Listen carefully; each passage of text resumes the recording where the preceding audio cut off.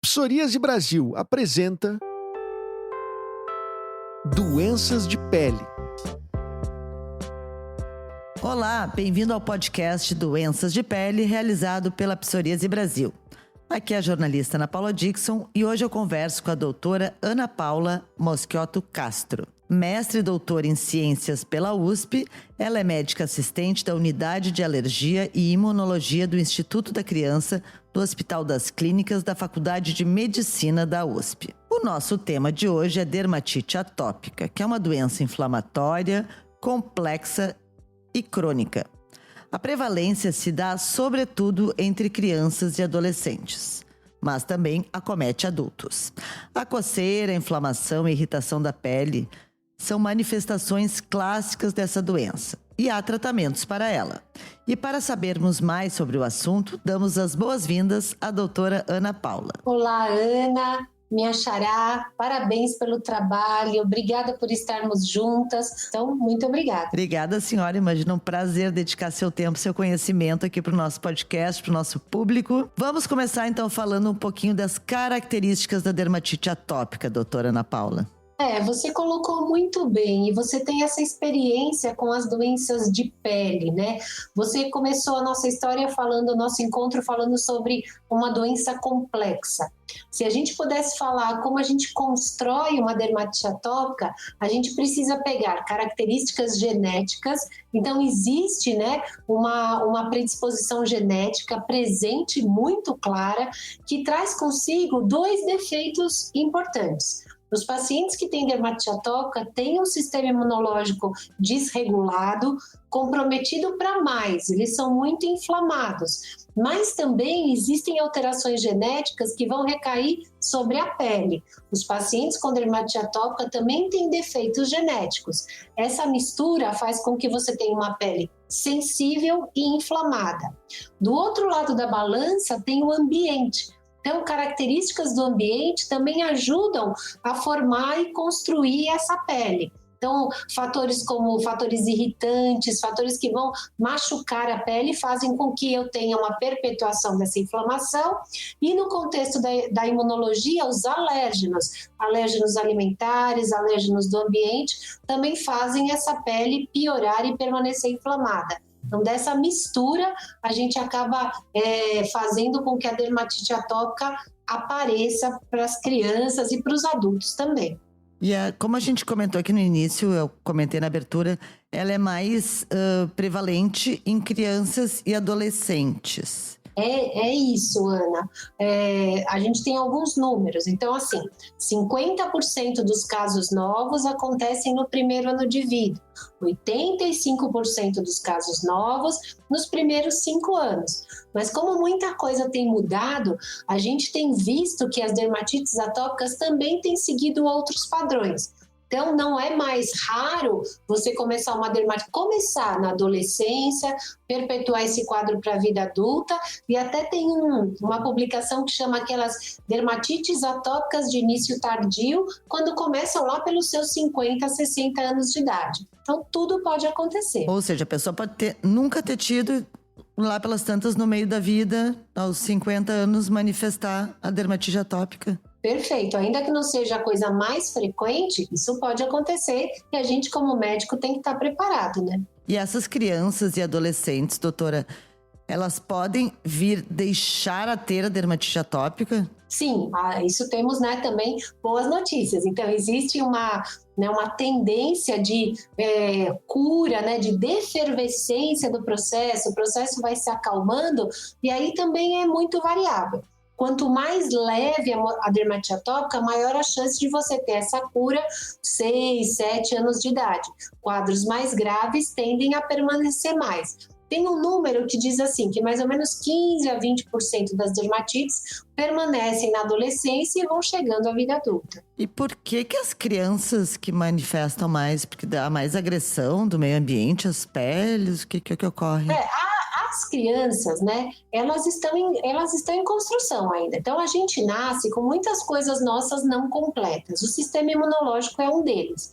Se a gente fala que a dermatite atópica é uma doença, né, de uma desregulação do sistema imunológico, de um sistema imunológico um pouco atrapalhado, junta isso com essa imaturidade do sistema imunológico. Então, imagina um carro que tinha que, né, vai aprendendo, a pessoa vai aprendendo como dirigir, mas na verdade você já começa esse caminho meio, sei lá, meio atrapalhado. Então, a sua estrada ela é cheia de curvas e você não vai se acertando. À medida que você vai crescendo, você se acerta e entra no caminho. É um pouco isso, né? À medida que o sistema imunológico vai se consolidando e amadurecendo, para algumas crianças, essa desregulação vai se acalmando, a pele também vai mudando suas características, se tornando uma pele menos sensível e a dermatite se cura. Doutora, e no caso dos pacientes adultos, existe alguma diferença assim, no tratamento? Por exemplo, é mais difícil tratar criança do que adulto ou vice-versa? Eu acho que a história de vida de quem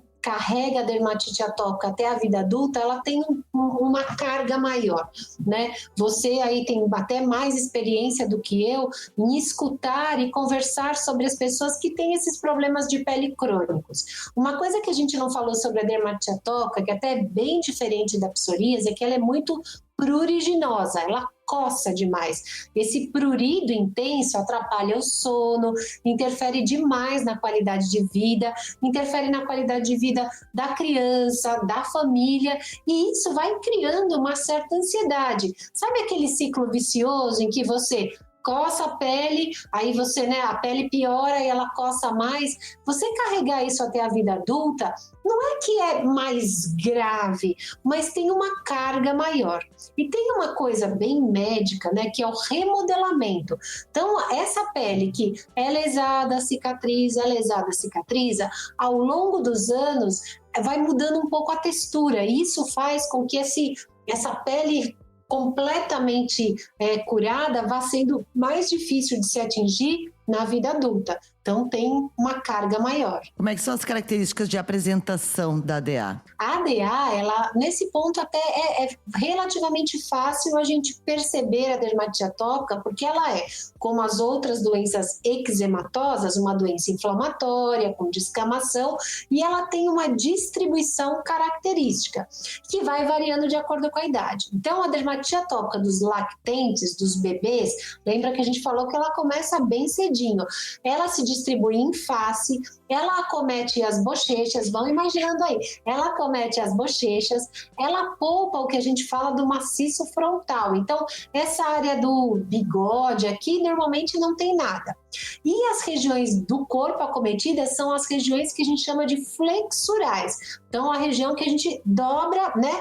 Dobra o braço. À medida que a criança vai crescendo, a gente reforça essas regiões flexurais. Então, as flexuras do joelho, atrás do joelho, né? E no cotovelo vão se inflamando. E mais para a vida adulta, aí a distribuição é nas mãos, no pescoço. Ela vai mudando um pouco de lugar. Muito no rosto, no começo da vida, e nas regiões mais extensoras. Depois vai para a região flexora, fica lá muito tempo, e na vida adulta, mãos, é frequente ter em mãos. Mas as pessoas, as crianças e adolescentes que têm ADA mais grave, aí elas podem ter uma distribuição pelo corpo todo. E além dos impactos psicológicos, que obviamente são fortes e são danosos a qualquer, né, ser humano que tem uma doença crônica que atrapalha na sua qualidade de vida, existem outras comorbidades associadas? Sim, existem, Ana. Quem tem dermatite atópica, ele tem, assim, fatores de risco muito bem estabelecidos. Quer dizer, a dermatite atópica é um fator de risco para um conceito que a gente chama de marcha atópica. O que é isso? É esse risco maior que você tem de ter outras doenças alérgicas por ter a dermatite atópica. Então, quem tem DA tem mais chance de ter alergia alimentar, muito mais chance de ter asma e ter rinite. Então, isso faz com que você tenha que ter um alerta sobre essa população. Você tem que estar bem ligado e preparado. E no contexto da prevenção, tentar criar um ambiente com menos ácaros, né?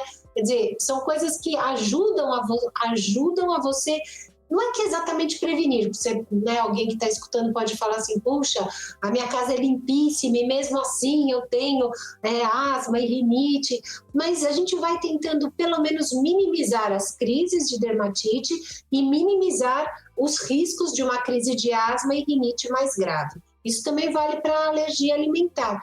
Né? Se a gente ficar muito, estima-se que até 30% das pessoas que têm dermatite atópica, especialmente moderada ou grave, possam ter alergia alimentar. Mas é um desafio, porque às vezes a família acha que o alimento piora a dermatite, mas é só 30%, não é 100%. E aí a gente tem que, através de uma anamnese bem cuidadosa, separar o que é alergia de verdade, separar o que não é e junto com a família ir construindo o melhor tratamento para DA. E sobre a questão da questão da alimentação, aquela pessoa que sabe, é diagnosticada com DA, existem alimentos que ela deva evitar? Não existe, né? Quando você tem a dermatite atópica, isso é muito comum, né? Assim, nesses anos todos, para a família, ela sempre quer falar, tá bom, doutora, eu entendi que é dermatite atópica. De quem é a culpa? O que eu posso fazer para eu não ter mais essa dermatite? Isso é a segunda pergunta. É alguma comida? E de verdade, ainda que as famílias queiram nos ajudar, o alimento ele está menos implicado na dermatite do que a gente acha que ele está. E existe um risco de você evitar alimentos na dermatite atópica sem ter certeza que ele tem culpa. Como eu falei para você, como a gente tem essa propensão maior de ter alergia alimentar, olha que maluco, mas absolutamente verdadeiro e confirmado por trabalhos da literatura. Se eu começo a evitar o alimento, eu não tenho nada de alergia alimentar. Se eu tenho dermatite e começo a evitar, se eu evito por 1 ano, 2, quando eu for introduzir o alimento, eu tenho o risco de ter uma reação mais grave. Então, eu acho que é importante a gente entender isso.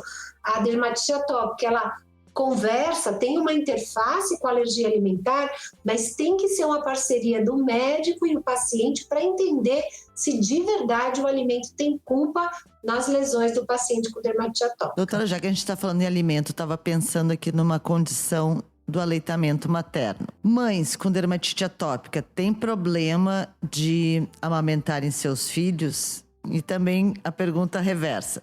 Bebês que aparentemente ou que sejam diagnosticados com dermatite atópica podem ser amamentados pelas mães? Podem e devem, porque o aleitamento materno, ele traz, além de nutrição, proteção contra infecções, ele traz consigo fatores dessa regulação do sistema imunológico.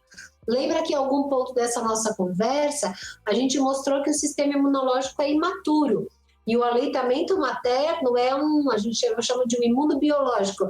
Ele é um fator muito importante para o amadurecimento desse sistema imunológico. Então, sim, as crianças que têm dermatite atópica, elas se beneficiam do aleitamento materno, né? E aí, se eventualmente, a gente acha que tem alergia alimentar, na verdade, quem faz a dieta de exclusão é a mãe e continua amamentando, mas isso é mais a exceção do que a regra. E as mães que têm a dermatite podem daqui a pouco ter medo de amamentar os seus filhos para não passar a doença. Existe isto? A culpa é uma coisa, né? Tão... E as mães, nossa, eu também já tive meus momentos assim. A resposta é não. Você não... A sua predisposição, ela é uma característica genética que está muito presente na população. Então, se sentir culpada por possibilidade de poder passar a doença... Por favor, não se sinta, vamos juntos para cuidar. E o aleitamento materno, ele não tem essa capacidade de gerar a dermatite. Então, aleitamento materno é muito bem-vindo para alérgica, para mãe alérgica e para poder ser um fator de prevenir dermatite atópica. Aliás, se a gente puder falar um pouquinho de prevenção, existem trabalhos na literatura dizendo que o aleitamento materno entre 4 e 6 meses reduz a prevalência de dermatite atópica numa família de risco. Interessante. E sobre os dados da prevalência na população, doutora? Eu sei que são altos, né? Mas a senhora poderia nos comentar? Sim, a gente tem estudos nacionais, a gente tem um estudo que durou durante 20 anos, chamado Estudo ISAC, que é International Study of Allergy and Asthma in Childhood, que é essa a sigla, e ele pode avaliar a prevalência das doenças alérgicas e o eczema foi um deles. A gente tem, através de um questionário, eu sei que não é perfeito, porque o legal seria a gente poder examinar, mas é um questionário que foi mundialmente validado e a gente tem cerca de 12% das crianças entre 6 e 7 anos de idade com dermatite atópica. É muita gente. Existe alguma explicação genética, assim, sei lá, da nossa formação? Não sei se em outros países se dá os mesmos dados. Não, as doenças alérgicas, elas são muito prevalentes. As doenças alérgicas, elas são, né, como a gente falou, um desvio do sistema imunológico. E o sistema imunológico, ele é muito ligado no ambiente. Então, o que se diz, né, e o que mais se estuda é que a gente mudou o nosso ambiente ao longo desses últimos 30 anos, tipo do que comemos, onde vivemos, nos tornamos mais urbanos, né, muita coisa mudou. E isso fez com que a prevalência das doenças alérgicas aumentasse. A gente mudou o nosso microbioma, não sei se todos têm esse conceito de que a gente tem no nosso corpo mais bactérias, mais células de bactérias do que células que nos constituem. Então, houve uma mudança desse microbioma ao longo desses anos todos, e o microbioma também ajuda a modular o sistema imunológico. Então, é uma mistura de ambiente com genética, e o ambiente mudou demais, então isso faz com que essas doenças tenham se tornado ainda mais prevalentes nos últimos 30 anos. Muitas pesquisas para tentar definir, e isso acho que já é claro, nosso estilo de vida, né, fortemente se relaciona com a prevalência das nossas doenças alérgicas. Mas antes que você se adiante, fazer a roda girar ao contrário, que é o grande quebra-cabeça aí, da gente, o que é que a gente pode fazer para mudar isso?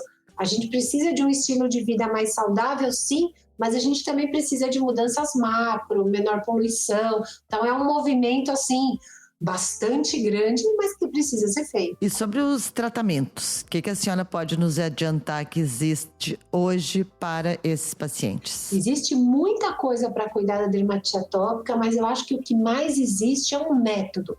Como médico e como paciente, a gente precisa ter uma parceria para instaurar o nosso método de cuidado. Então, sempre um paciente que tem dermatite atópica vai ter que ter um olhar sobre a pele, sobre a barreira cutânea. Esse olhar é para protegê-la. Então, como que eu vou proteger a minha pele? Eu vou evitar irritantes, eu vou hidratar a minha pele, eu vou evitar sabonetes que sejam abrasivos. Então, eu tenho um cuidado com a pele. Ainda olhando para essa pele, eu preciso ficar atenta à possibilidade de processos infecciosos, tem uma bactéria Staphylococcus que está sempre lá. Então, o olhar sobre a pele é muito cuidadoso. O olhar sobre o sistema imunológico. Aí eu vou usar cremes, pomadas que diminuem a inflamação, e eu preciso cuidar bem disso, e vou cuidar dos alérgenos. Se a dermatite atópica, essa inflamação vai sendo muito grave, a gente tem estratégias terapêuticas, e graças a Deus a gente está num momento de grande desenvolvimento aí de estratégias para minimizar esse processo inflamatório. Há uns 5 anos atrás, a gente só tinha imunossupressores, que são bons, mas que são um pouco mais amplos nesse cuidado da inflamação. E hoje a gente começa a ter alternativas que são um pouco mais delicadas no cuidado, um pouco mais, eu falo, cirúrgicas, para que a gente possa ter o melhor dos efeitos com o menor dos efeitos colaterais. Então, é um pouco isso para as dermatites atópicas mais graves. Existe, por exemplo, muito abuso do uso de corticoides? Sim, existe, Ana. Porque o corticoide, especialmente por via oral, a hora que você toma a primeira, a segunda vez, você fala, meu Deus, estou curado, porque ele dá uma grande controlada, né, no processo. Só que ele não muda o que os médicos falam, a história natural da doença. Você usa, você tira, começa tudo de novo. Só que esse começa tudo de novo, às vezes vem até com mais energia. A gente chama de efeito rebote. Você fica bem, aí você usa e você faz um efeito rebote. E aí você, ao usar bastante, você se atrapalha no cuidado da dermatite. E o corticoide, apesar de ser um excelente remédio, nos ajuda muito, ele tem efeitos colaterais nos rins, nos ossos, na pressão e até mesmo na pele. Ele traz, muda a textura da pele. Então, eu preciso ser muito cuidadoso. E uma coisa ruim dos corticoides é que eles são vendidos na farmácia, sei lá, como um xaropinho, e isso faz com que, às vezes, a gente, como médico, até perca o controle do paciente, que ele vai lá, se automedica, e aí a gente acaba se atrapalhando. Não é bom, não é bom. Pela experiência com psoríase, eu já sei do quão nefasto pode ser, né, quando mal conduzido, e o quanto os pacientes acabam utilizando por esse efeito aparentemente mágico, mas que depois vem o efeito rebote muito sério, né, doutora? Você está absolutamente certo. Doutora, outra questão aqui que eu estava me perguntando. A senhora, sua formação, imunologia e alergia. Muitos pacientes de DA, de dermatite atópica, buscam o dermatologista direto. Eu já ouvi que o correto seria um trabalho conjunto entre vocês, né, os imunologistas, alergistas, conjuntamente com os dermatos. Qual é o médico? Ou pode ser só um dermato, pode ser o alergista imunologista, ou deve ser uma conjunção das duas especialidades? O que a senhora indica aos pacientes? Eu vou começar respondendo a sua pergunta do jeito que você começou a nos apresentar. É uma doença complexa. Eu tenho muita sorte de, no meu ambulatório, lá no Instituto da Criança, é que agora essa dermatologista querida, ela está de licença maternidade. Mas de ter uma pessoa que já pensou junto comigo, um alergo e um dermato, para construir. Não precisa ter essa parceria sempre, lógico, mas existe uma construção de saber, né, de todos nós. Então, a gente, eu me enriqueço muito na escuta de um dermato. Eu penso que quando a gente está junto, existe uma contribuição muito legal de troca de ideias. Então, eu só posso... E não somos só nós dois, né? Tem o pediatra com toda aquela condução da família, pais e mães, porque eu acho, Ana, que essa questão das expectativas é uma coisa muito séria. Você delineia, já tem a história de como vão ser as coisas, e quando você tem um paciente com dermatite atópica, é uma doença, assim, do bem, tranquila, mas as expectativas você tem que realinhar. Isso pode trazer algum desgaste, então o pediatra estar junto, um apoio emocional é muito importante, é um ciclo, às vezes, que é difícil de se quebrar. Eu não durmo, eu me coço, a minha pele piora, minha vida eu não consigo fazer o que eu quero, e às vezes você entra numa roda que a gente precisa quebrar para que a gente possa trazer essa pessoa para explorar o que a vida tem de melhor. Então, sim, estarmos juntos é ouro, né? Eu ia agregar agora a questão psicológica, que até a senhora comentou também que é uma doença que causa vários transtornos, assim, né? Que ela é extremamente severa para o psicológico, né, das pessoas, então... E tem um adicional, que aí eu não sei se a psoríase tem, mas tem alguns estudos mostrando que existe mesmo uma relação maior entre a dermatite atópica, quem tem dermatite atópica com doença psiquiátrica, com quem não tem, né? Existem maiores índices de depressão, com certeza. Então a gente, como eu, por exemplo, como alergoimuno, tenho que estar atenta se o paciente só está chateado por ter dermatite atópica ou se ele está de alguma maneira deprimido. E aí isso também piora a dermatite. Então essa chave entre quem vem primeiro, a gente tem que estar sempre muito alerta e muito parceiro, né, do paciente, porque existe mesmo uma maior possibilidade de reações, né, de manifestações psiquiátricas mesmo, e a gente precisa estar atento para cuidar e melhorar. Interessante essa relação, doutora, que a senhora traz. Na psoríase também se fala bastante, mas eu já ouvi falar com algum médico que eu entrevistei, comentou que na DA era ainda pior do que na psoríase essa relação. Exato. Não sei se você sabe, eu acho que de tanto conversar, né? A nossa embriogênese, como a gente vai aparecendo para o mundo, existe um eixo que a gente chama que é neuroectodérmico, quer dizer, a construção dos tecidos, de quem vai construir a pele, também tem uma parceria grande com o sistema nervoso.